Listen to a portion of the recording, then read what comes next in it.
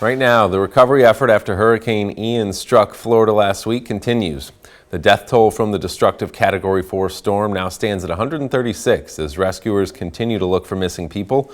Even a week after landfall, there are many areas still without power and access to crucial services.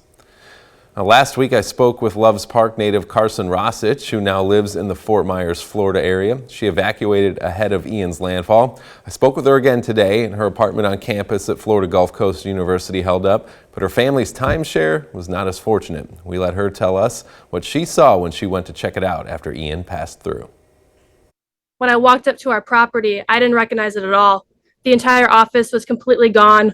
The walkway that goes over into the parking lot, just absolutely gone. All the insides of the rooms gutted. There was furniture in the pools, different types of debris from the buildings. Half of one of the buildings was collapsed into the bottom floor rooms. So it was hard to see. It didn't look like where I've made memories for the last 23 years and where my parents grew up either. So it was hard. One of the hardest things for me was when I was walking around, I lost my grandma and made a pancreatic cancer. So we had spread our ashes at one of the trees, and that was the only thing that was standing.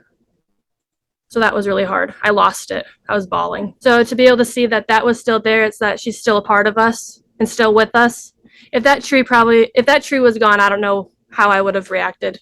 I'm thankful though that I do have something to go back to, and I'll have, clothes and my own bed to go home to, unlike people who lost everything. So I'm not taking anything for granted anymore. It's heartbreaking. The pictures don't do anything justice in the video that on the news. If you see it in person, it's like, wow.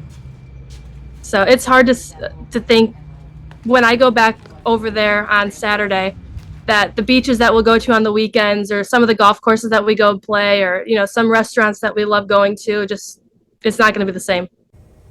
Well, Ian has changed Florida forever. Carson will head back to campus Saturday and resume classes Monday. The golf course where she works won't reopen until November.